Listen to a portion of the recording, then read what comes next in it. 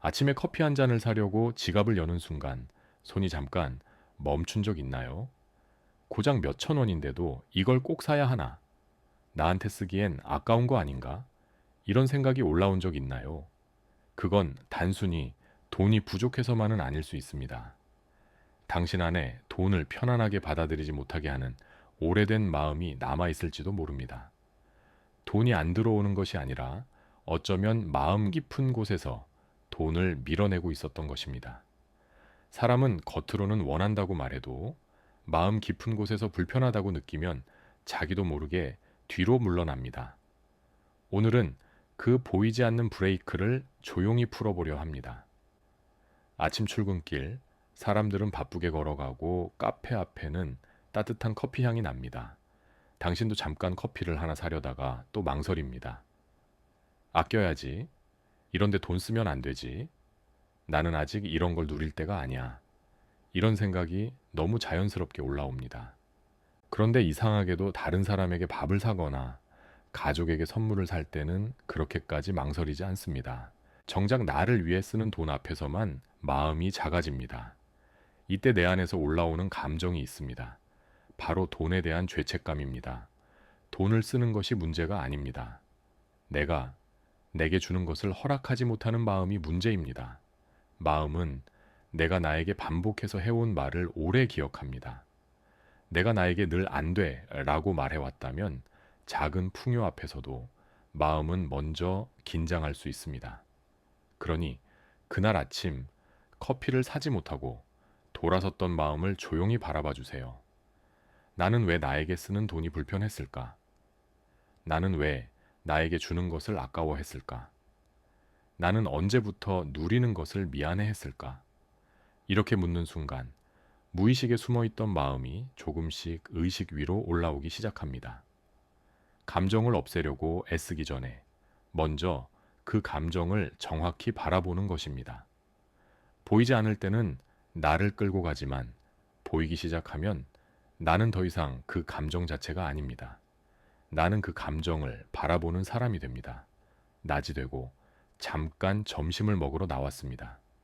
식당 안에서는 사람들이 웃고 있지만 당신은 메뉴판을 보다가 또 가장 싼 메뉴를 찾습니다. 배가 고픈데도 먹고 싶은 것보다 덜 부담되는 것을 고릅니다. 그 순간 마음속 깊은 곳에서 오래된 장면이 떠오를 수 있습니다. 어릴 때 부모님이 돈 때문에 한숨 쉬던 모습, 전기세, 월세, 카드값 이야기가 나오면 집안 공기가 무거워지던 순간, 돈 때문에 누군가가 참고 포기하고 눈치 보던 장면, 그 기억은 시간이 지나도 무의식 안에 조용히 남아 있습니다. 강한 감정이 담긴 기억은 머리보다 몸이 더 오래 기억할 때가 있습니다. 그래서 지금 당신이 돈을 생각할 때 단순히 숫자만 떠오르는 것이 아닙니다. 그때의 공기, 그때의 표정, 그때의 서러움이 함께 올라오는 것입니다. 이때 내 안에서 올라오는 또 하나의 감정이 있습니다. 바로 돈에 대한 서러움입니다. 돈이 막힌 것이 아니라 어쩌면 과거의 감정이 아직 풀리지 않았던 것일 수 있습니다. 이미 지나간 일인데도 비슷한 상황이 오면 그때의 마음이 다시 살아나는 것입니다. 그러니 점심을 먹으며 가장 싼 메뉴만 고르려던 나를 혼내지 마세요. 그 마음에게 조용히 물어보세요. 나는 돈 때문에 어떤 장면을 아직 기억하고 있을까? 나는 누구의 힘든 모습을 아직 마음에 안고 있을까? 나는 왜 돈 앞에서 마음이 서러워질까? 이 질문은 과거를 탓하기 위한 것이 아닙니다. 내 안에 남아있던 감정을 이제는 알아봐 주기 위한 것입니다. 마음은 억지로 잊으려 할 때보다 인정받을 때 더 빨리 풀립니다. 오후가 지나고 휴대폰으로 누군가의 성공 이야기를 봅니다. 누군가는 사업이 잘 되고, 누군가는 큰 돈을 벌고, 누군가는 원하는 집과 차를 가졌다고 말합니다. 처음에는 부럽습니다. 그런데 이상하게도 마음 한쪽에서는 이런 생각이 올라옵니다. 돈이 많아지면 피곤해질 거야. 사람들과의 관계가 달라질지도 몰라. 많이 벌려면 많은 걸 희생해야 할 거야. 나는 그걸 감당하지 못할 거야. 겉으로는 풍요를 원하지만 속으로는 풍요가 두려운 것입니다. 이때 내 안에서 올라오는 감정이 있습니다. 바로 돈에 대한 두려움입니다. 두려움은 원래 나를 보호하기 위해 생기는 감정입니다. 하지만 오래된 두려움은 지금의 기회까지 위험으로 착각하게 만들 수 있습니다. 돈이 많아지는 것을 축복으로 느끼는 것이 아니라 위험한 일처럼 느끼는 마음입니다. 이 두려움이 있으면 기회가 와도 망설이게 됩니다. 받을 수 있는 순간에도 괜히 뒤로 물러나게 됩니다. 더 크게 펼쳐질 수 있는 자리 앞에서 스스로 작아지게 됩니다. 돈이 나를 피하는 것이 아니라 내 안의 두려움이 받을 수 있는 마음의 공간을 좁히고 있었던 것입니다. 그 마음의 공간이 열릴 때 돈의 통로도 다시 넓어지기 시작합니다. 그러니 오늘은 돈을 더 세게 끌어당기려고 하기 전에 돈 앞에서 올라오는 감정부터 바라보세요. 죄책감, 서러움, 두려움, 이 세 가지를 노트에 적어보는 것만으로도 정화는 시작됩니다. 아침에 커피 앞에서 멈췄던 마음, 낮에 메뉴판 앞에서 작아졌던 마음, 오후에 성공 이야기를 보며 불안해졌던 마음, 그 마음들을 하나씩 적어보세요. 무의식에 숨어있던 감정은 이름을 붙여 바라보는 순간 예전만큼 강하게 나를 끌고 가지 못합니다. 이것이 인식하는 자의 자리입니다. 감정에 휩쓸리는 내가 아니라 그 감정을 바라보는 나로 돌아오는 것입니다. 돈에 끌려다니는 사람이 아니라 돈에 대한 내 감정을 바라보는 사람. 부족함에 휩쓸리는 사람이 아니라 부족함을 알아차리는 사람. 그 자리에서 오래된 믿음은 조금씩 힘을 잃기 시작합니다. 저녁이 되어 방 안에 불을 켜고 거울 앞에 섭니다. 하루 종일 바쁘게 살았지만 정작 나에게 따뜻한 말 한마디는 해주지 못했을지도 모릅니다. 이제 거울 속 자신의 눈을 바라보고 천천히 말해보세요. 나는 나를 진심으로 사랑해. 나는 내가 원하는 풍요를 누릴 자격이 있어. 나는 돈을 편안하게 받아도 돼. 나는 내게 좋은 것을 허락해도 돼. 처음에는 어색할 수 있습니다.